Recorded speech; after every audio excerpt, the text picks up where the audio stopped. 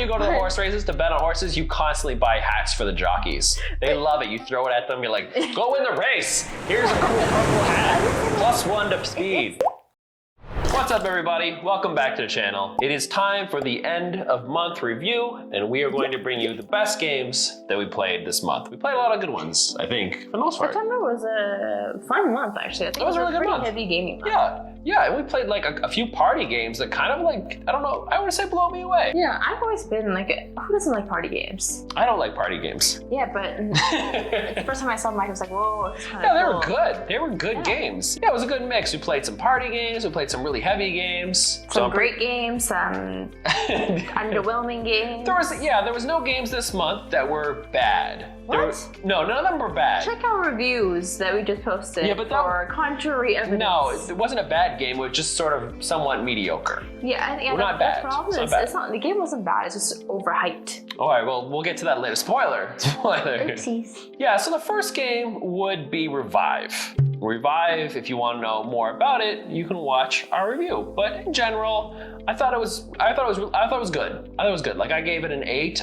These days, I feel like I'm leaning more towards a 7. Don't tell them the score. What's the point of them watching the review? We're gonna tell them the score. We're doing it now. Yeah, I guess it's true. Oh well, too late. yeah, but I sat somewhere in that space where I thought, like, yeah, it was a good game, but it just, it's just kind of another Soulless Euro game. I wish it had really great theme. It does not. Yeah, that was my big complaint of the game, was that the lack of theme just made it feel like mechanism heavy. The end. Yeah, but that is the which is fine. Like, it's totally fine to have like those types of games in your collection, right? But like, there's only so many games I want that are just pure mechanics, no theme, very little interaction. I'm okay with some of those, but it has to be few. It's like party games. Like Goose. I'm not a huge fan of party games. Our dog is acting up. He's trying to bite my toes. He thinks it's a toy. I'm not a huge fan of party games, but like, I definitely want some in my collection. And that's how we feel about this game. We have other games that we feel is a bit better. But if you want further detail, check out the review. The other game we played was Age of Innovation, the sort of spiritual successor to Terra Mystica. I think all the hype just left me feeling disappointed. Yeah, it didn't give me the same feeling as Terra Mystica. Terra Mystica is like such a well-oiled machine of a game that just like adding little bits to it, it just feels like frills, like extra things that I don't need. Yeah, frills is I guess a good way of describing it. If you really, really love Terra Mystica, that's when we would say like, yeah, I guess. Yeah, if you played it to death, you played Terra Mystica to death, and you just. Yeah, it's like adding a little additional spice to your favorite dish. Like if you like it spicy, a little spice like makes it better. If you hate spice, like. Yeah, it's like Terra Mystica is like a really good friggin' hamburger, and then like Age of Innovation is like, how some people like they add little spices to their burger, and sometimes you just want the meat. You just want the meat. You don't want you're adding paprika. I don't want paprika in my burger. A double patty. Like a second, like double meat, or like adding like pickles or like chips. Whatever food analogy you feel works best for you. I like my spicy. And I didn't like, for reference, I didn't like Gaia Project either. So I'm not a huge fan of Gaia Project, even though a lot of people like it more than Terra Mystica. They're wrong.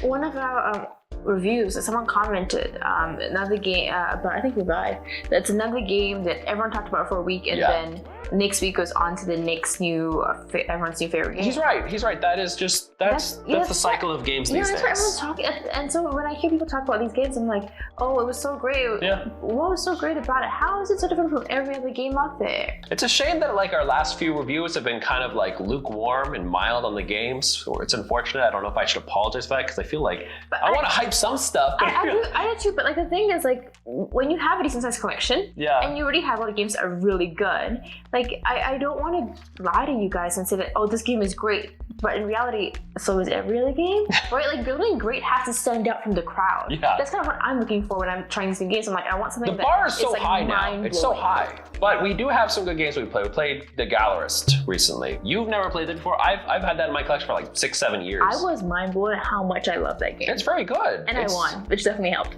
I definitely think it's one of his better games, Lacerda. When I first saw it, we actually took it out. You took it out like last year. It's a beautiful game. A long time ago, and it was one of those like, oh, there's so many like parts to it. Let's like skip it. Let's play it another time. But I was so impressed and so in love with how intuitive it felt. And that to me is a hallmark of an incredible game, is when you cannot really pay attention to the rules and still like, kind of wing it, and still like it feels so natural. The actions make so much sense. Yeah, a lot of like heavy Euro gamers will kind of dismiss theme, but theme's really important just in helping people learn the game.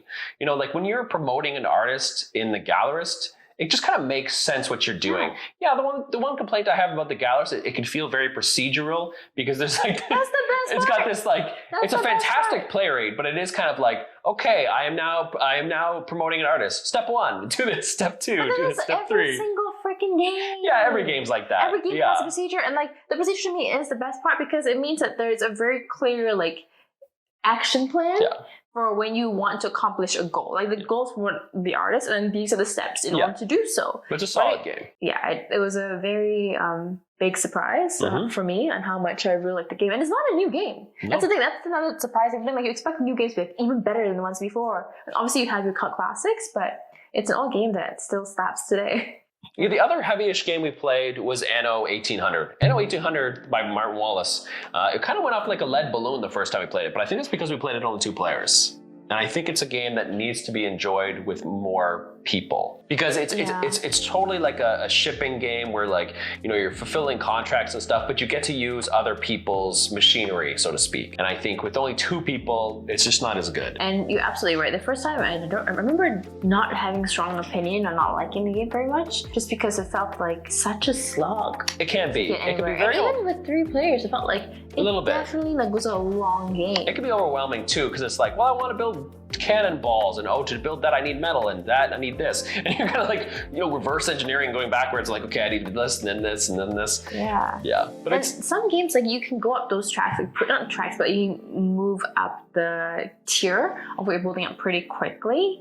But this game it took a lot, and it's very luck dependent what cards you drew in order to accomplish those contracts. Some of the cards were very luck and dependent. So like if your like primary objective cards, so your tertiary cards like had nothing in common, you were really stuck being like, okay, I can build these to get the small rewards, but then because you could be just like, you could draw a card and then you just have kind of most of the stuff already and like, yay. Or it could be like you draw the card and you have none of it and you're like, boo. Yeah, that's very me and my bad luck. It's definitely a solid game, definitely worth checking out. It's interesting, and I love the video game. I don't think it has anything to do with the video game, but solid game. And then much less heavier, we play Dinosaur Island Rar and Right? Rar and Right. Yeah, which I thought was pretty good. We have Dinosaur Island, we have Dinosaur World or something. It sucks. I don't know. What? Kim really loves it, so we keep it, but I don't like it. I don't think it's very good. But you guys will see over time, there's a lot of games that Mike and I have like completely conflicting opinions on. I really like Dinosaur World, and I really like the Rar and Right. Hey, the Rar. He's licking her. What is that? Bottle. Water bottle. Yeah. Bad dog. He licks his butthole. I don't Pro want tip: him to. dogs lick their buttholes. Don't let them lick your face or your straw. No, Gussy. But yeah, the game was pretty good. Like, I'm not a big fan of roll and write games, except for maybe Hadrian's Wall. I think Hadrian's Wall is a good exception. I enjoy that one. Good boy. And that's about it. But I really like this one. I thought this one was pretty good. It was solid. And it still had it still kind of felt exactly the same as Dinosaur World and Dinosaur Island, which I thought was pretty impressive. Usually, like, it's so abstracted that it just no longer makes sense. But these two, I feel like I am not the best person to ask about these games, specifically because I just love like the roll and write, like roar and write type games, stuff up and write games. I really enjoyed that, and I don't know what it is. And the only way I can describe the feeling is like homework, but 10 times more fun. Specifically math homework, when you know you solve all the problems, and it's that feeling, like you get the feeling from like, I guess like from a lot of the roll and write games. You're on your own on this one. It's kind of like, it's like the mechanism stuff that you like, where you do one thing and it's contract accomplished, whatever, and then you get a reward on this side, and then you do this thing and it like completes something, and you get like you go back and forth. And I do like that they have a unique feel to them, which is nice in comparison to like your standard sit down play a board game. Kind of, it just feels a little different, which is nice. But the main thing that feels different in terms of other board games is party games. We played 2 really good party games this month. The first party game was Decrypto. Decrypto, I've actually had in my collection for almost a year, and I've just never got around to playing it. But it was really good. It was like, I think it's might be better than Codenames, I think. Yeah, I think it's more interesting. If you're not familiar with Decrypto, it's sort of like you have 2 teams, and you're trying to make the people on your team guess a certain series of numbers, 1 to 4. And each number is assigned a word, which you slide into these little slots. Each number is assigned to a word. And so you want to give hints based on those words, based on the sequence of numbers that you want them to guess. I hope I'm explaining this well. And at the same time, the opponent is listening to your clues because you give them the clues that you're giving your partner, so they can decrypt it. So for example, if my word was tree and tree was slotted behind the 2 because I want them to guess 2, obviously I can't say tree, so I would say something like branch or leaf. But after each round you start playing, those words all get columnized, and like you can kind of look at them and be like, oh, I know exactly what they're saying. So you kind of have to be a bit more It's like pattern subtle. Recognition. I think the thing I really liked about it was just that it felt more involved than Codenames when it wasn't your turn, because when it's Codenames and it's not your turn, you just kind of watch, right? Like the turns are quick, obviously, but at the same time, it's not as involved. Whereas this time you're invested in their turn, you're invested in your own turn. And that's fun. It's fun. It was a really good game.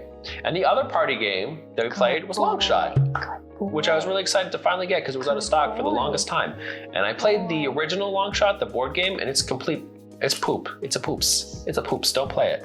But the party game was really good. It was fun, it was silly, it's random as all hell, but it's a party game, so it's okay. What do you think about Longshot? I loved it. Yeah, it was really good. It was like, I mean, I've been to, what do you call it, like the track? This is cheaper.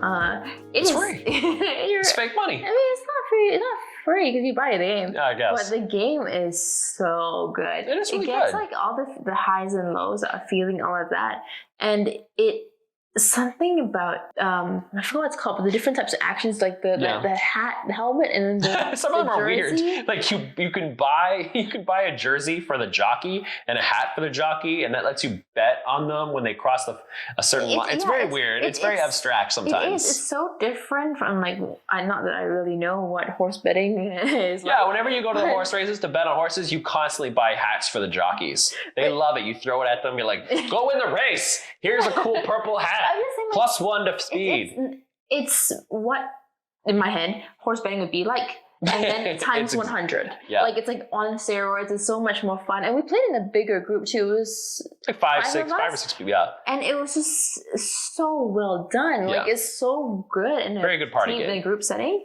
And some part of it didn't just feel like gambling. It felt like there's a strategy to it too. Yeah, there was some strategy. There's a bingo thing. There's like definitely some take that too, because if somebody gets out too far ahead, I guess it could suffer from that beat up the leader thing. Some people are gonna like that, where like somebody's betting on green, nobody else is betting on green. You kind of like bring them back because you can make their horse move backwards, I think 2 spaces. Any financial thing, diversify your portfolio. Yeah, true. If you have all in on one horse, what do you expect? I think that's part of the strategy. Is if there's a social element to it. After all, it's a party game, so you are supposed to invest in other people's horses because you want them to push that horse along. If you think you're just gonna win by yourself, be like, I'm gonna invest in this horse, nobody else is gonna invest in the horse, you're gonna lose because other people will just push you back. Yeah, like when we talk about party games, I don't often think that party games would be very strategic or actually they engaging. can be though. Like when I think of party games, I think generally of like Secret Hitler, Werewolf, silly crap, Murder in Hong Kong, and to me, all those is like stupid. And don't get me wrong, like some of the games I can really enjoy playing. I endorse Deception, the Murder in Hong Kong. It's a fantastic game. But it's very specific to who you play with and the people you play with. So like we play like Secret Hitler, for example. There is no guide to the game outside of just who's Hitler and accomplices or whatever. You need to actually, just talk to people, and all this just becomes a guessing game. And that's why I hate party games. If it just becomes like free for all, like crazy wackadoodle. I like when there's more structure and it allows for strategy and that's actual interaction. It is better. Yeah, it's so much more fun. Definitely check it out. Longshot and your crypto. Get them both. Party games are super cheap, like $20. Exactly, it's so cheap and they're so much fun, so worth it. And that was the best games we played this month. We played quite a bit, but those are the best ones, I think. And it was a good month. It was the highlights and lowlights. Yeah.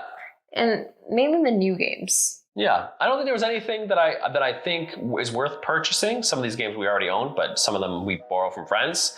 So that's unfortunate. I mean, my wallet is thankful. I'm not thankful. I want more games. On the party game stuff that we already owned, it was the new games like Age of Innovation and Revive, that we had borrowed from our friend, and it's annoying because like all these new games, like I get excited to try them out. They're just but it's just constant. These new games just keep coming. They keep coming and coming and coming, and all the games start to blend in and kind of feel the same. And everybody rants and raves on Board Game Geek about how great they are. And the people they were no longer talking about them in like 2 or 3 months. We're just on to the next game, gushing over the next game. Yeah, and that's so hard because I know like for different people, different things just click. Yeah. Right? Oh, Some for people sure. like these games are life. Oh, sure. But for us, they weren't. For us. Yeah. Like when I played Revive, all I could think of is, wow, I'd much rather be playing Dwellings of Elderville. Like I don't know why, but that game just it just slaps. Some games just like, even though they're not the same game, they just scratch a similar itch. Yeah. That's all. They're not the same game, but it just scratches a similar itch. Yeah, like someone else can do what you do, but better. Yeah. So hopefully we play some bangers next month.